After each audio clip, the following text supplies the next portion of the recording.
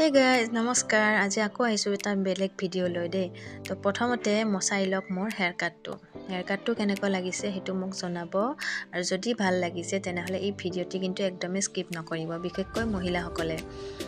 কাৰণ এই হেয়াৰ কাটটো মই কোনো পাৰ্লাৰত কৰি অহা নাই এই নিজে কৰিছোঁ আৰু মই কেনেকৈ কৰিছোঁ হেয়াৰ কাটটো আপোনালোকক দেখাম বৰ্তমান সময়ত আমাৰ মহিলাসকলৰ এটা ইমান কমন প্ৰব্লেম হৈ আছে চবতে হেয়াৰ ফল আৰু হেয়াৰ ফলটো মানে অকল কিন্তু মহিলা বুলি নহয় জেন্টছৰো হৈ আছে হেয়াৰ ফল বহুত বেছিকৈ হৈ আছে কিন্তু আমাৰ বিশেষকৈ মহিলাসকলৰ আমি যদি চুলিখিনি ভালদৰে অকণমান যতন লওঁ কিছুমান বহুত মানে কিবা কিবি কাৰণ যিয়ে নহওক কিয় হেয়াৰ ফলৰ কিন্তু অলপ ঘৰত যতন ল'লে আমি কিছু পৰিমাণে হ'লেও আমাৰ হেয়াৰ ফলটো কমাব পাৰোঁ আৰু চুলি ফটা চুলি নগজা বা চুলিবোৰ ফাটি যোৱা এইবোৰ প্ৰব্লেম থাকিলে মাজে মাজে হেয়াৰ কাট কৰিব লাগে কিন্তু তাতেও বহুত কথা আছে বাৰু ইমান ক'ব গ'লে মোৰ ভিডিঅ'টি বহুত বেছি দীঘলীয়া হৈ যায় কিন্তু ইমানখিনি নকওঁ কিন্তু কাটিং যে মাজে মাজে কৰিব লাগে বা ট্ৰিমিং যে কৰি থাকিব লাগে সেইটো কিন্তু সকলোৱে জানে তো পাৰ্লাৰত গৈ আমি মাহে মাহে হেয়াৰ ট্ৰিমিং কৰিব নোৱাৰোঁ গতিকে আমি ঘৰতেও কৰিব পাৰোঁ দেই কিন্তু নিজে কৰিব হ'লে চুলিখিনি অলপ দীঘল হ'লেহে পাৰি বেছি চুটি চুলি হ'লে নোৱাৰি যি নহওক এতিয়া যদি দীঘল চুলিৰ মানুহ হয় তেনেহ'লে ঘৰতে এনেকৈ কৰিব পাৰিব এবাৰ চাবচোন কেনেকৈ কাটিংটো কৰিলোঁ প্ৰথমতে আমি 3 ভাগ কৰি ল'লোঁ দেখা পাইছে আৰু এতিয়া এনেকৈ পিছৰখিনি মাজৰ ভাগ এটা কৰি ল'ব লাগিব এতিয়া আমি নিজৰ ইচ্ছামতে মানে যিমানখিনি আমি শ্বৰ্ট কৰিম সেইমতে আমি অকণমান কাটি ল'ম আৰু এতিয়া এই চুলিখিনি হ'ব আমাৰ গোটেই কাটিঙৰ কাৰণে গাইডলাইন আৰু দেখিছে এতিয়া তাৰ পৰা আকৌ দুভাগ কৰিলোঁ এভাগ এটা চাইডে লৈ আহিছোঁ আৰু আন ভাগ এটা আন চাইডে যাব তো সেই চুলিখিনি লৈ এতিয়া বাকী চুলিখিনিৰ কাটিং আমি কৰিম এতিয়া দেখিছে এই গাইডলাইনটো যে আছিলে মানে মাজৰখিনি যে কাটিছিলোঁ এই প্ৰথমতে থকা শ্বৰ্ট চুলিখিনি হৈছে গাইডলাইন আৰু সেইমতে এতিয়া বাকী চুলিখিনি আমি কাটিং কৰিম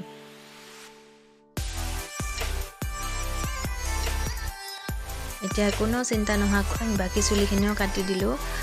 কোনো চুটি দীঘল এনেকুৱা নহয় আৰু অকণমান পইণ্টেড দেখাবলৈ মই এনেকৈ অকণমান কিচকিচকৈ কাটি দিছোঁ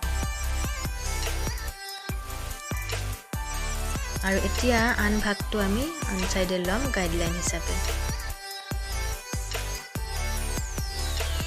এতিয়া ধুনীয়াকৈ কিন্তু কম্বিং কৰিব লাগিব আৰু হেয়াৰ কাট কৰাৰ আগতে প্ৰধান কামটো হ'ল আমি ভালদৰে মাথাটো মানে চুলিখিনি ৱাশ্ব কৰিব লাগিব বা শ্বেম্পু কৰিব লাগিব শ্বেম্পু কৰি ভালদৰে কম কৰিব লাগিব কম্বিং যদি ভাল নহয় তেনেহ'লে কিন্তু চুটি দীঘল চুলি ওলাই থাকিব আৰু দেখিছে এতিয়াও এইটো চাইডে গাইডলাইনৰ সহায়ত আমি বাকী চুলিখিনি কাটি দিলোঁ তো ভালদৰে কম কৰিব লাগিব আৰু তেল কম হ'লে আৰু ভাল মোৰ তাত তেল কম আছে কিন্তু মই উলিয়াই লোৱা নহ'লে মই ডাইৰেক্টলি নভবাকৈ আচলতে পটককৈ মই ভিডিঅ'টি বনাই দিলোঁ তাৰপিছত এতিয়া এনেকৈ চুলিখিনি গোটেই আৰু পইণ্টেডকৈ অকণমান কাটি দিলে তেতিয়া মানে ডাইৰেক্ট কাটিংটো গম নাপায় পইণ্টেড হৈ থাকে চুলিখিনি পিছফালৰ কাটিংখিনি হৈ গ'ল পিছত একবাৰ চেক আউট কৰিম আমি কিন্তু এতিয়া আহিলোঁ আমি ফ্ৰণ্ট চাইডে কাটিবলৈ আৰু ফ্ৰণ্ট চাইডটো কাটিবলৈও আমি তেনেকৈ গাইডলাইন ল'ব লাগিব তো গাইডলাইনৰ কাৰণে আমি এনেকৈ এইখিনি মাজতে ল'ম লৈ এইটো ভি শ্বেপত ল'ব লাগে ভি শ্বেপ ল'ব ভি শ্বেপ লৈ এতিয়া সেইটো এইফালে একে আগৰ নিচিনাকৈ মানে নিজৰ ইচ্ছামতে আৰু যিমানখিনি শ্বৰ্ট কৰে নেক লেন্থ কৰে নে চিন লেন্থ চিনৰ সমান কৰে মানে থুতুৰি সমান কৰে সেইটো নিজৰ ওপৰত কথা মই অকণমান দীঘলকৈ ৰাখিছোঁ কামৰ সময়ত চুলিখিনি আগফালে আহি থাকিলে অলপ দিগদাৰী হয় সেইকাৰণে চুলিখিনি অকণমান পকাই লৈছোঁ এইকাৰণে যিহেতু এইখিনি একদমেই কম পাৰ্ট লোৱা হয় চুলিৰ আঙুলিৰ পৰা ওলাই যোৱাৰ চান্স নাথাকে পকাই ল'লে আৰু সমানো হয় আৰু এতিয়া তাৰ পৰা আমি আৰু সমানে দুভাগ কৰিছোঁ কৰি কেনে এতিয়া সেইখিনি হ'ব গাইডলাইন বাকী গাইডলাইনৰ সহায়ত এই চুলিখিনি আমি এইদৰে কাটি যাম আৰু ইমান ভয় খাব লগাও নাই যিহেতু আমাৰ দীঘল চুলি আমাৰ মিলাই দিব পৰা সুবিধাখিনি থাকে অলপ যদি বেয়া হয় আৰু যোনে একেবাৰে আইডিয়া নাই তেওঁলোকে যাতে এনেকৈ নাকাটে বেছি বেয়া হৈ যাব পাৰে গতিকে যিসকলে অলপ পাৰে আৰু মানে আইডিয়াটো আছে তেওঁলোকৰ কাৰণেহে এই ভিডিঅ'টো দেখিছে বাকী চুলিখিনিও মই সেই চুলিখিনি গাইডলাইনৰ সহায়ত মই কাটি দিলোঁ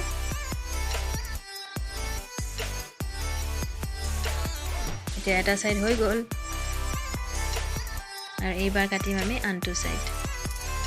কাটিং কৰা হৈ গ'ল 2-2.5 মাহ হ'ল গতিকে অকণমান ট্ৰিমিং কৰা দৰকাৰ আছিলে গতিকে কাটিংটো মোৰ অলৰেডি আছে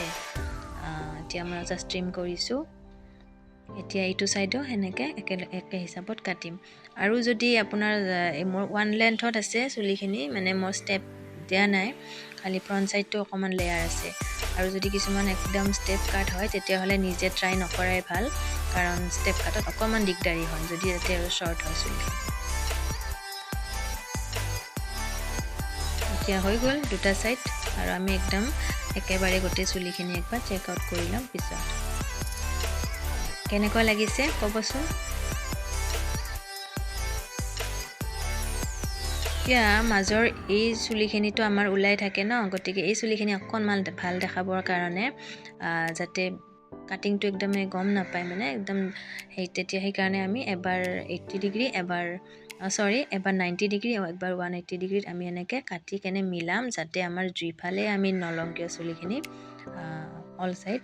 যিফালে আমি চুলিখিনি নথংকিয় যাতে ধুনীয়া দেখা হৈ থাকে এই কাৰণে আৰু ইয়া পইণ্টেড কৰি দিলো আৰু চাৰিওপিনে যাতে ৰাখিব পাৰো চুলিখিনি সেই হিচাপত কাটি দিলো এতিয়া কেনেকুৱা লাগিছে এইদৰে নিজে ঘৰতে মাজে মাজে ট্ৰিমিং কৰি থাকিব লাগে আৰু চুলি ট্ৰিমিং কৰিলে চুলি ফটা সমস্যাটো নাথাকে আৰু লগতে হেয়াৰ ফলো কিন্তু কিছু পৰিমাণে হলেও কমি থাকে এতিয়া মই গোটেই চুলিখিনি এবাৰ আৰু লৈ দুটা ভাগত ভাগ কৰি কেনে এতিয়া মই চেক কৰিম যদি কিবা চুটি আছে বা দীঘল আছে সেইখিনি মিলাই দিম দেখিছে এনেকে দুটা ভাগত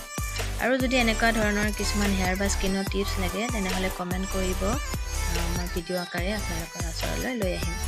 আৰু আজিৰ ভিডিওটি চাই কেনেকুৱা পালে জনাব যদি এনেকুৱা হেয়াৰ কাটিংৰ কাৰণে কোনোবা ইচ্ছা আছে তেনেহলে মোক ক'লে হ'ল মই এনেকুৱা কাটিংৰ টিপছ কিছুমান দি থাকিম এয়া মোৰ হেয়াৰ কাট হৈ গ'ল ঘৰতে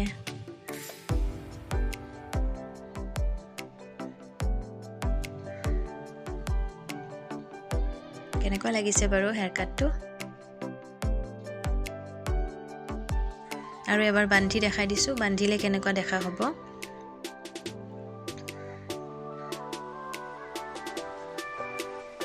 ইয়া এতিয়া ফাইনাল লুক বান্ধিয়ে থকা হয় বেছিকে চুলিখিনি গতিকে বান্ধিও দেখাই দিলো কেনেকুৱা লাগিছে জনাব যিসকলৰ ইচ্ছা আছে হেয়াৰ কাট কৰা বা তেওঁলোকৰ আইডিয়া আছে তেওঁলোকে এনেকৈ ঘৰতে কৰিব পাৰিব